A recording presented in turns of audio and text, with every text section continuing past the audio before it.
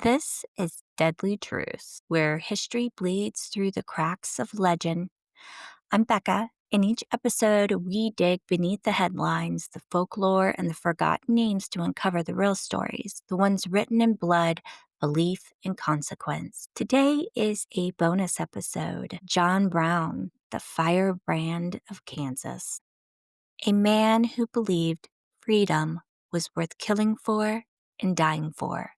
Because in America, the line between justice and judgment has always been razor thin. Kansas before Custer, before the frontier cavalry rode out to the plains, there was a fire, and his name was John Brown, a man with a Bible in one hand and a rifle in the other. Brown believed God had chosen him to destroy slavery by any means necessary. In the 1850s, Kansas wasn't a state, it was a battlefield, and Brown turned it into the first American Civil War. The year was 1855. Congress had passed the Kansas-Nebraska Act, leaving the question of slavery up to the settlers themselves.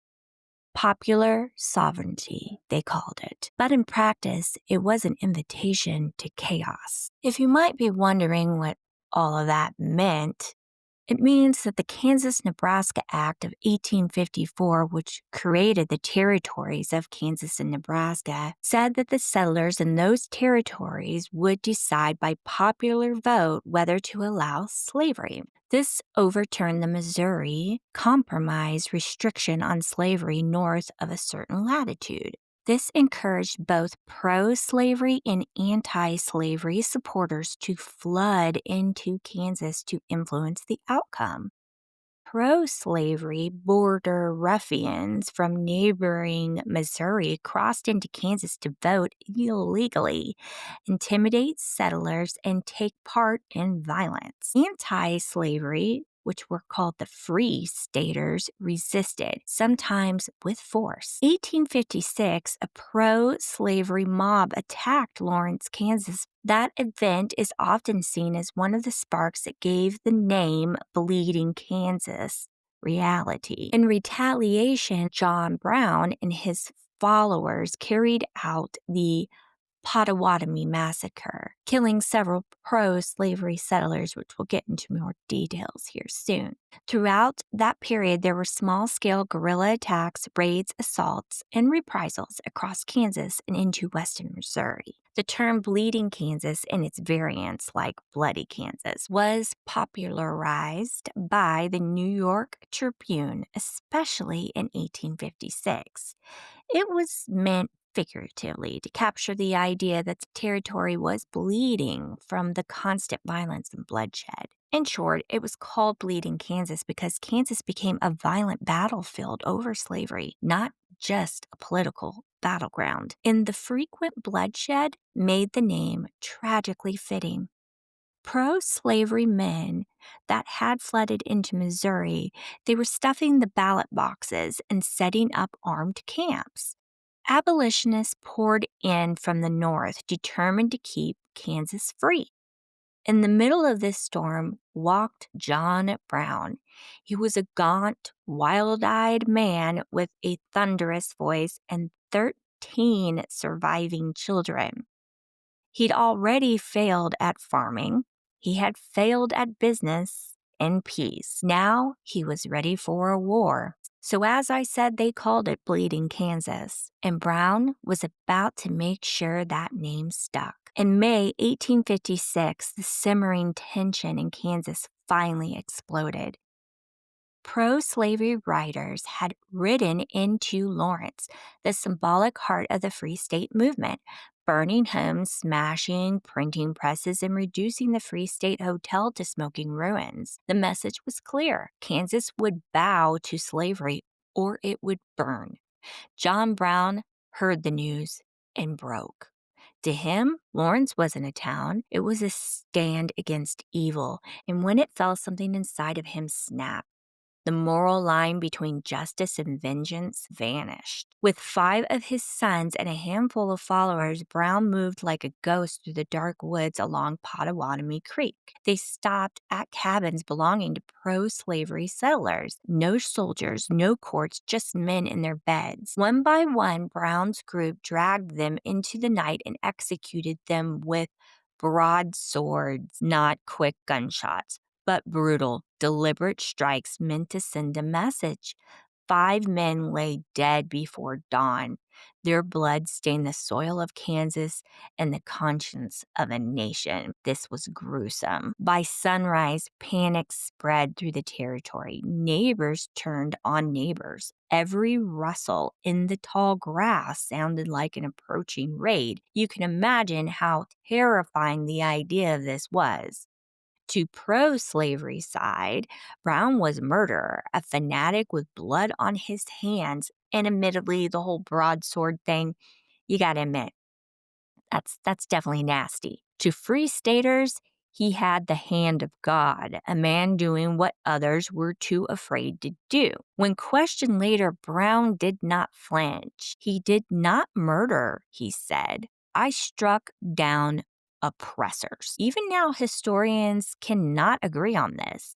Was it calculated vengeance, divine retribution, or the first act of a civil war to come? Whatever it was, America couldn't look away.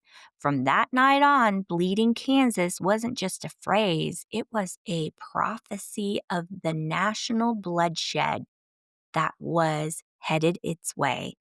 2 months later, the war came for John Brown. Not a raid, not a rumor, but a full-scale assault. At dawn on August 30th, 1856, a column of 250 pro-slavery men, Missouri border ruffians, armed with muskets and whiskey courage, descended on the small free state town of Osawatomie, Kansas. It was Brown's refuge, a place where his family slept and Free Staters regrouped between skirmishes. When word reached him, Brown didn't hesitate. He gathered 30-odd defenders, farmers' sons, and settlers, and took position along the timberline, using the prairie grass and smoke as cover. Outnumbered 6 to 1, they fired from tree lines and fences, the air thick with the smell of gunpowder and burning hay. Brown's son, Frederick, just 20 years old, fell early in the fight, shot through the heart while calling out a warning. Brown knelt beside his dying boy for only a moment. Then he rose, rifle in hand, and he kept firing. By noon, the defenders were overrun. Osawatomie burned, homes, stores, even the church was reduced to ash. Livestock scattered, wagons overturned, the streets littered with bodies and smoke. Brown's men retreated into the woods, beaten but not broken. But in losing, Brown won something far greater than a battle. The story of his defiance spread east farther than the flames that had destroyed that town. Newspapers called him Osawatomie Brown, the frontier avenger, the man who fought impossible odds for freedom's cause. In taverns and churches and drawing rooms back east, people whispered his name. To some, he was a fanatic who brought war to Kansas. To others, he was the first soldier of a holy crusade. Either way, John Brown was no longer just a man. He had crossed that invisible line where history ends and legend begins, a myth in motion, forged in fire and lost on the Kansas plains. Kansas had been the testing ground, the place where John Brown learned what America was capable of when conscience met violence. He'd seen how fast neighbors could become executioners, how politics could rot into bloodshed, and how a nation pretending to debate morality could instead drown itself in it. By 1859, Brown's patience had turned to iron. He was done pleading, done waiting for Congress to argue morality while people remained in chains. To him, words had failed. Only action could redeem the country's soul. So he began to plan. In the shadows of safe houses and farmsteads, Brown gathered a band of 21 followers, men of conviction, both black and white, farmers, freemen, preachers, and dreamers. They trained in secret, mapped routes, and smuggled weapons. To Brown, it wasn't a rebellion, it was deliverance. Their target was the federal arsenal at Harper's Ferry, Virginia, a massive stockpile of rifles and ammunition. His vision was radical and terrifying: seize the weapons, arm enslaved men and women, and ignite a nationwide uprising. On the night of October 16, 1859, they struck. The raid was swift at first. The bridge taken, guards captured, telegraph lines cut, but the revolt he dreamed of never came. No great tide of enslaved rose to join him. Instead, townspeople surrounded the armory. Trains were stopped and the militia called. By dawn, Brown and his men were trapped inside the engine house, trading gunfire as the walls closed in. 36 hours later, it was over. A detachment of U.S. Marines led by a rising officer named Robert E. Lee stormed the building. Brown was battered, bleeding, and captured alive. 10 of his men were dead, including 2 of his sons. When the smoke cleared, the raid was a failure. But in the quiet that followed, it became something else, a spark in the national tinderbox. Brown stood trial for treason against Virginia. He refused to beg for mercy. Instead, he spoke with calm conviction. If it is deemed necessary that I should forfeit my life for the furtherance of the ends of justice, so let it be done. He was sentenced to hang, but even in defeat, Brown's words thundered louder than any cannon, because America wasn't just watching, it was listening. When John Brown walked to the gallows on December 2nd, 1859, he didn't tremble. He walked with the calm of a man who believed the outcome had already been written, not in a courtroom, but in the pages of destiny. He handed his jailer a scrap of paper with his final words, written in a steady hand. I am now quite certain that the crimes of this guilty land will never be purged away, but with blood. It was prophecy disguised as farewell. Less than 2 years later, the Civil War begun, and Brown's words rang like a bell tolling from the grave. Union soldiers would later march to a song that carried his name. John Brown's body lies a mouldering in the grave, a funeral hymn turned battle cry. In death, Brown became what he never fully was in life, a symbol too powerful to silence. Today, historians, of course, as I said, cannot agree on him. Was he a murderer or a martyr, a madman or a messiah? The truth lives somewhere in between, in that uneasy space where righteousness blurs into fanaticism.